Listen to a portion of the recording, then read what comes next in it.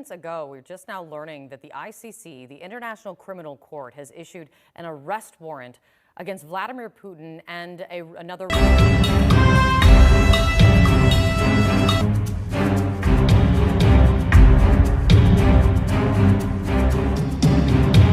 दुनिया की इस अदालत के जजों की हालत हुई खराब। इंटरनेशनल क्रिमिनल कोर्ट यानी आईसीसी ने रूस के राष्ट्रपति व्लादिमीर पुतिन के खिलाफ अरेस्ट वारंट जारी किया है। पुतिन पर यूक्रेन में वॉर क्राइम करने का आरोप है। हालांकि रूस ने इस वारंट की तुलना टॉयलेट पेपर से की है। वहीं दूसरी ओर पुतिन को वारंट मिलने पर युद्धग्रस्त यूक्रेन ने कहा कि ये तो सिर्फ शुरुआत है। ऐसे में ये जानना जरूरी है कि क्या पुतिन जैसे ताकतवर शख्स को गिरफ्तार किया जा सकता है जिससे अमेरिका जैसी सुपर पावर पसीना पसीना हुई पड़ी हो। क्या उस रूसी राष्ट्रपति की गिरफ्तारी इंटरनेशनल क्रिमिनल कोर्ट के लिए आसान होगी, जबकि पुतिन ने चुनौती भी दे डाली कि अगर गिरफ्तारी हुई तो आईसीसी का नामो निशान मिटा देंगे। तो चलिए जानते हैं कि आखिर ये बिन बुलाई मुसीबत पुतिन के गले पड़ी कैसे। क्या है आईसीसी? दोस्तों, यूक्रेन जंग शुरू होने के बाद यह पहली बार है जब आईसीसी ने पुतिन के खिलाफ अरेस्ट वारंट जारी किया है। हालांकि इस अरेस्ट वारंट को रूस के राष्ट्रपति कार्यालय ने अपमानजनक और अस्वीकार बताया है। रूस के पूर्व राष्ट्रपति दिमित्री मेदवेदेव ने इस वारंट की तुलना टॉयलेट पेपर से कर दी। क्रेमलिन के प्रवक्ता दिमित्री पेस्कोव ने कहा कि बाकी देशों की तरह रूस आईसीसी के अधिकार क्षेत्र को मान्यता नहीं देता है, इसलिए इसका कोई मतलब नहीं है। अमेरिका समेत कई पश्चिमी देशों ने रूसी राष्ट्रपति व्लादिमीर पुतिन के खिलाफ युद्ध अपराधों के आरोपों पर गिरफ्तारी वारंट जारी होने का स्वागत किया है, लेकिन चीन ने आईसीसी के इस फैसले को आड़े हाथों लिया है और चीनी विदेश मंत्रालय ने कहा है कि अंतर्राष्ट्रीय न्यायालय दोहरे मानकों से दूर रहे और राष्ट्राध्यक्षों की प्रतिरक्षा का सम्मान करे। चीन से पहले अमेरिकी राष्ट्रपति ने अंतर्राष्ट्रीय आपराधिक न्यायालय के फैसले पर प्रतिक्रिया दी थी। हालांकि उनकी राय चीन के एकदम उलट थी। रूस के राष्ट्रपति की गिरफ्तारी से जुड़े मामले पर पत्रकारों के एक सवाल के जवाब में अमेरिकी राष्ट्रपति बाइडेन ने कहा कि रूसी राष्ट्रपति व्लादिमीर पुतिन ने युद्ध अपराध किया है और उनकी गिरफ्तारी वारंट जारी करने का फैसला सही है। अब आपको बताते हैं इंटरनेशनल क्रिमिनल कोर्ट ने वारंट क्यों जारी किया है। आईसीसी ने राष्ट्रपति व्लादिमीर पुतिन को वॉर क्राइम का आरोपी बनाया है। आईसीसी ने ऐसा करने के पीछे 3 वजह बताई हैं। नंबर 1, व्लादिमीर पुतिन के पास यूक्रेन से बच्चों को किडनैप करके रूस भेजे जाने की जानकारी थी।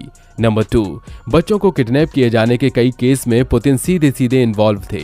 न्यूज एजेंसीज ने यूक्रेन के आंकड़ों का हवाला देते हुए बताया कि 24 फरवरी 2022 के बाद से 16,000 से ज्यादा यूक्रेनी बच्चों को जबरन रूस ले जाया गया है।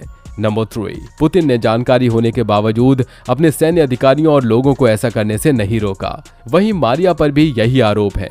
मारिया पुतिन के ऑफिस में चिल्ड्रन राइट्स की कमिश्नर हैं। उन्हें भी यूक्रेनी बच्चों के अवैध निर्वासन के लिए जिम्मेदार माना गया है और मारिया के खिलाफ भी वारंट जारी किया गया है। पुतिन के खिलाफ इस केस की जांच पाकिस्तानी मूल के ब्रिटिश नागरिक और आईसीसी के प्रोसिक्यूटर करीम अहमद खान कर रहे हैं। ये भी जान लीजिए कि आखिर आईसीसी क्या है और ये कितनी ताकतवर संस्था है। दोस्तों, 1 जुलाई 2002 को इंटरनेशनल क्रिमिनल कोर्ट यानी आईसीसी की शुरुआत हुई थी। यह संस्था दुनिया भर में होने वाले वॉर क्राइम, नरसंहार और मानवता के खिलाफ अपराधों की जांच करती है। यह संस्था 1998 के रोम समझौते पर तैयार किए गए नियमों के आधार पर कार्रवाई करती है। इंटरनेशनल क्रिमिनल कोर्ट का मुख्यालय नीदरलैंड के हेग में है। ब्रिटेन, कनाडा, जापान समेत 123 देश रोम समझौते के तहत इंटरनेशनल क्रिमिनल कोर्ट के सदस्य हैं। इस कोर्ट की ताकत का अंदाजा इससे लगाया जा सकता है कि इसकी वजह से यूगोस्लाविया के प्रेसिडेंट स्लोबोदान मिलोसेविच को जेल जाना पड़ा था। कार्रवाई का सामना करते हुए मिलोसेविच की मौत जेल में हो गई थी। हालांकि ये बात अलग है कि परमाणु संपन्न देश रूस की तुलना यूगोस्लाविया से नहीं की जा सकती है। इंटरनेशनल क्रिमिनल कोर्ट आरोपियों की गिरफ्तारी के लिए सभी सदस्य देशों को वारंट भेजता है। आईसीसी का यह वारंट सदस्य देशों के लिए सलाह की तरह होता है और वो इसे मानने के लिए बाध्य नहीं होते। इसकी वजह यह है कि हर संप्रभु देश अपने आंतरिक और विदेश मामलों में नीति बनाने के लिए स्वतंत्र होता है। दूसरी अंतर्राष्ट्रीय संस्थाओं की तरह ही आईसीसी भी हर देश की संप्रभुता का सम्मान करती है। अब सवाल ये उठता है कि अगर आईसीसी इतनी ताकतवर संस्था है तो क्या आईसीसी के वारंट जारी होने के बाद पुतिन गिरफ्तार होंगे? ऐसा होना तो लगभग नामुमकिन है, क्योंकि आपको भी पता होगा कि व्लादिमीर पुतिन रूस जैसे ताकतवर देश के राष्ट्रपति हैं और दुनिया के टॉप पावरफुल नेताओं में से एक हैं। ऐसे में रूस में रहते हुए उनकी गिरफ्तारी नहीं हो सकती, ये लगभग तय है।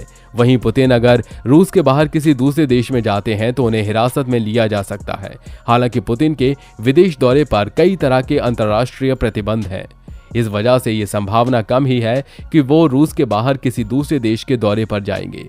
अगर पुतिन आईसीसी सदस्य देशों का दौरा करते हैं तो हिरासत में लिए जा सकते हैं, लेकिन शायद पुतिन ये गलती ना करें। उनके दौरे में शामिल ईरान इकलौता ऐसा देश है जो कभी यूएसएसआर का हिस्सा नहीं रहा। अमेरिका आईसीसी का हिस्सा नहीं है। ऐसे में वॉर क्राइम के सबूत आईसीसी को देने के मुद्दे पर बाइडेन प्रशासन में ही टकराव की स्थिति बनी हुई है। पेंटागन ने आईसीसी के साथ रिपोर्ट शेयर नहीं करने की सलाह दी है। अमेरिकी रक्षा विभाग का मानना है कि ऐसा करने से एक गलत ट्रेंड की शुरुआत होगी। आने वाले समय में आईसीसी अमेरिकी नेताओं और अधिकारियों के खिलाफ भी इस तरह की कार्रवाई कर सकता है। अब कई लोगों का कहना है कि क्या भारत आने पर गिरफ्तार हो सकते हैं पुतिन? तो सुनिए, आईसीसी के वारंट जारी होने के बाद भारत आने पर व्लादिमीर पुतिन गिरफ्तार नहीं होंगे। इसकी दो वजह हैं। नंबर 1, भारत आईसीसी के सदस्य देशों में शामिल नहीं है। न ही भारत ने 1998 के रोम समझौते पर हस्ताक्षर किए हैं। ऐसे में आईसीसी ने जो वारंट जारी किया है वो भारत के लिए मान्य नहीं है। नंबर 2, अगर भारत आईसीसी का सदस्य होता फिर भी वो इस आदेश को मानने के लिए बाध्य नहीं होता। इसकी वजह यह है कि आईसीसी का वारंट उसके सदस्य देशों के लिए भी एक सलाह की तरह होता है। आपको बता दें कि 2015 में एक ऐसा ही मौका आया जब उस वक्त के सूडान के राष्ट्रपति उमर हसन अहमद अल बशीर भारत के दौरे पर आए थे। वो भारत में होने वाली इंडिया अफ्रीका सम्मेलन में हिस्सा लेने के लिए दिल्ली आए हुए थे। उस वक्त इंटरनेशनल क्रिमिनल कोर्ट ने उमर हसन को हिरासत में लेकर उसे सौंपने के लिए कहा, लेकिन ऐसा संभव नहीं हुआ। दरअसल 2009 में आईसीसी ने बशीर के खिलाफ सूडान में वॉर क्राइम के आरोप में अरेस्ट वारंट जारी किया था। तो दोस्तों, पुतिन की गिरफ्तारी तो दूर, उससे पहले उनके खिलाफ मुकदमा चलाना भी आईसीसी के लिए बेहद मुश्किल है। इसकी भी दो बड़ी वजह हैं। नंबर 1, रूस आईसीसी के सदस्य देशों में शामिल नहीं है। ऐसे में वहां से पुतिन को हिरासत में लेना नामुमकिन है। नंबर 2, पुतिन को हिरासत में लिए बिना इंटरनेशनल क्रिमिनल कोर्ट में उनके खिलाफ केस नहीं चलाया जा सकता है। इंटरनेशनल क्रिमिनल कोर्ट के नियम के मुताबिक बिना हिरासत में लिए आरोपी की अनुपस्थिति में मुकदमे का ट्रायल शुरू नहीं हो सकता है और इंटरनेशनल क्रिमिनल कोर्ट के पास राष्ट्रपति पद पर बैठे किसी शख्स को गिरफ्तार करने का पावर नहीं है। हालांकि ये हो सकता है कि राष्ट्रपति पद से हटने के बाद पुतिन आईसीसी के सदस्य देशों के दौरे पर जाएं तो उन्हें हिरासत में लेकर ट्रायल शुरू किया जाए। हालांकि इसकी संभावना कम है। ऐसे में हिरासत में लेकर ट्रायल चलाए बिना उनकी गिरफ्तारी की कोई संभावना ही नहीं है। एक सवाल ये भी उठता है कि इस वारंट से पुतिन की विदेश यात्रा पर क्या कोई असर पड़ सकता है। बता दें कि फरवरी 2022 में यूक्रेन पर रूस के हमले के बाद से राष्ट्रपति पुतिन ने सिर्फ 8 देशों का दौरा किया है। उनमें से 7 ऐसे देश हैं जो कभी सोवियत संघ का हिस्सा हुआ करते थे। ईरान इकलौता ऐसा देश है जो इस श्रेणी में नहीं आता। उन्होंने पिछले साल जुलाई में ईरान में वहां के सर्वोच्च नेता अयातुल्लाह अली खामेनी से मुलाकात की थी। ईरान ने ड्रोन और दूसरे सैन्य हार्डवेयर की आपूर्ति में रूस की मदद की है, इसलिए ईरान की यात्रा भी पुतिन को किसी भी संकट में नहीं डालना चाहती। लेकिन इस मामले में आईसीसी के प्रोसिक्यूटर करीम खान कहते हैं, आईसीसी कोर्ट अपने सदस्य देशों को पुतिन की गिरफ्तारी के लिए दबाव बना सकती है, लिहाजा भविष्य में की जाने वाली विदेश यात्रा पुतिन पर इसका असर डाल सकती है। बता दें कि पुतिन के खिलाफ अरेस्ट वारंट पर रूस में प्रतिक्रिया सामने आई है। रूसी विपक्ष के सदस्यों ने इस कदम की प्रशंसा की है। क्रेमलिन के आलोचक मिखाइल खोडोरकोविस्की ने सोशल मीडिया पर कहा कि गिरफ्तारी वारंट पर व्लादिमीर पुतिन को बधाई, ये सिर्फ पहला कदम है।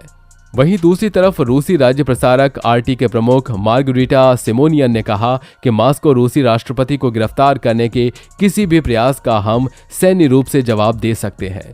सिमोनियन ने सोशल मीडिया पर कहा, मैं उस देश को देखना चाहता हूं जो आईसीसी के आदेश के बाद पुतिन को गिरफ्तार करता है।